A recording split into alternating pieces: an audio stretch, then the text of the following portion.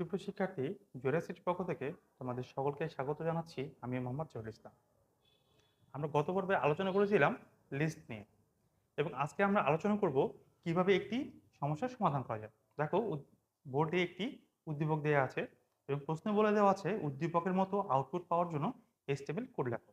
তো আমি যদি এরকম একটি কোড লিখতে যাই HTML, তো আমাকে কিভাবে লিখতে হবে আমরা সেটা দেখব। দেখো, আমরা জানি যেহেতু HTML কোড লিখতে হবে, তাহলে অবশ্যই আমাকে HTML দিয়ে শুরু করতে হবে। HTML এর দুইটি অংশ, একটি হচ্ছে হেড সেকশন আর একটা হচ্ছে বডি সেকশন। সাধারণত হেড সেকশন আমরা কি লিখবো? টাইটেল লিখবো। দেখো, এখানে আসলে কি কোনো সাবজেক্টের ব্যাপারে কথা হচ্ছে, তাই না? তাহলে আমি লিখতে পারি সাবজেক্ট লিস্ট,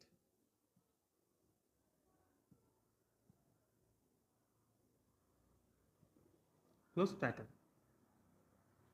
এবার আমাকে হেড শেষ করতে হবে, ক্লোজ হেড।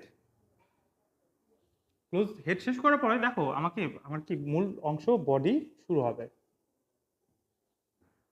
বডিতে প্রথমে কি দেওয়া আছে? সাবজেক্ট লিস্ট দেওয়া আছে। তো এই লেখাটা কি দেখো, এই স্বাভাবিক থেকে একটু মাঝ বরাবর দেওয়া আছে। তো এই ক্ষেত্রে আমরা অ্যাট্রিবিউট ব্যবহার করব, সেটা হচ্ছে অ্যালাইন অ্যাট্রিবিউট।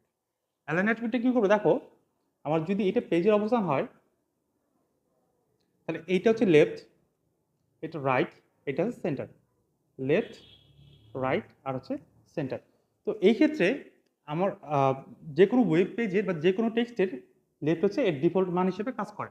আমি যদি এখানে শুধু পি ট্যাগ ব্যবহার করি, তাহলে এই টেক্সটটা কোথায় চলে আসবে? লেফট থেকে শুরু হবে। এখানে আমাকে কোনো অ্যাট্রিবিউট ব্যবহার করতে হয় না। পরবর্তীতে আমি এটাকে যদি মাঝখানে অথবা রাইট সাইডে ব্যবহার করি, ওই ক্ষেত্রে আমাদের কি হবে? ওই ক্ষেত্রে আমাদের অ্যালাইন একটা অ্যাট্রিবিউট ব্যবহার করতে হবে। দেখো, তাহলে আমি এখানে অ্যাট্রিবিউট ব্যবহার করতেছি পি অ্যালাইন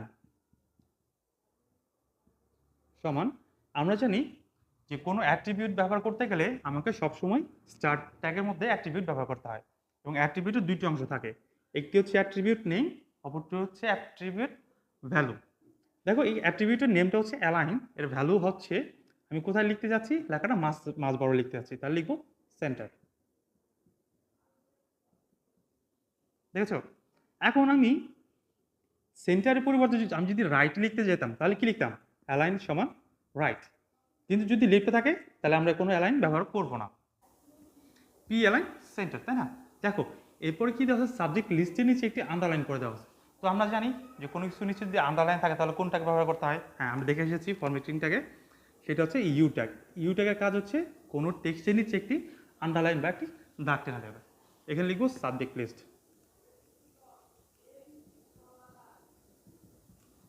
ইউ শেষ করতে হবে, এবং আমাকে দেখো পি শুরু করেছি, আমাকে পিটা শেষ করতে হবে। আচ্ছা, তো আমার হয়ে গেল। এরপরে কি আমাকে লিস্ট লিখতে হবে? আচ্ছা, বলতে পারি কোন লিস্ট? হ্যাঁ, এটা হচ্ছে এটি অর্ডার লিস্ট। তো আমরা জানি অর্ডার শুরু করতে হয় ওয়েল ট্যাগ দিয়ে। যেহেতু এখানে কি 1 2 দেওয়া আছে, তাই না? সিরিয়ালটা হচ্ছে 1 2 3 4, সেহেতু আমাকে এখানে কোনো টাইপ উল্লেখ করতে হবে না।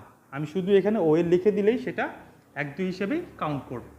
কিন্তু অন্য যদি কিছু থাকে, যেমন ABCD বা রোমান সংখ্যা যদি কিছু থাকে, অবশ্যই আমাকে টাইপটা উল্লেখ করতে হবে। দেখো, প্রথম লিস্টে কি বলে দেওয়া আছে? বাংলা। তাহলে আমি কি লিখবো? এলআই ট্যাগ দিয়ে শুরু করব। প্রথমটা লিখতে হবে বাংলা, এখানে শেষ করতে হবে ক্লোজ এলআই। দেখো, দ্বিতীয় লিস্টে কি বলে দেওয়া আছে? ইংলিশ আছে। তাহলে আমি দ্বিতীয় লিস্ট শুরু করবো এলআই ট্যাগ দিয়ে। লিস্টের কন্টেন্ট হচ্ছে ইংলিশ, ক্লোজ এলআই। তারটা হচ্ছে mathematics, LI mathematics,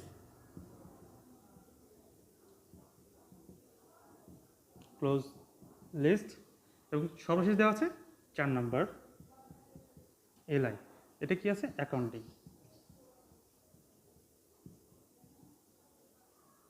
close LI. দেখো, যেহেতু আমার এখানে কি 4টা লিস্ট দেওয়া ছিল, এইটা আমি 4টা এলআই লিখেছি। এরপরে যদি আরও কিছু থাকে, তাহলে আমি কি লিখবো? আরও লিখবো, তাই না? যেহেতু আমার 4টা দেওয়া আছে, আমি 4টা লিখে ফেলছি, আমার কাজ শেষ। এখন আমাকে কি করতে হবে? এই অর্ডার লিস্টটা শেষ করতে হবে, ক্লোজ ওয়েল। দেখো, এরপর আমি বডি শুরু করেছি, কিন্তু বডিটা শেষ করিনি। তাহলে আমি কি এখানে বডি শেষ করব, ক্লোজ বডি। এবং সর্বশেষ কি করতে হবে আমাকে? HTML শুরু করেছিলাম, এটা শেষ করা হয়নি, আমাকে HTML শেষ করতে হবে। আশা করছি তোমরা সকলে বুঝতে পেরেছো। এবং এই ধরনের যদি কোনো তোমাদের সমস্যা থাকে তাহলে অবশ্যই আমাকে জানাবে। আমাকে জানানোর জন্য তুমি নিচে কমেন্টস বক্সে কমেন্টস করতে পারো, অথবা আমাদের ফেসবুক পেজে যুক্ত হতে পারো। নিচে ডেসক্রিপশন বক্সে তার লিঙ্ক দেওয়া থাকবে, তোমরা সেখানে চাইলে খুব সহজে যুক্ত হতে পারো।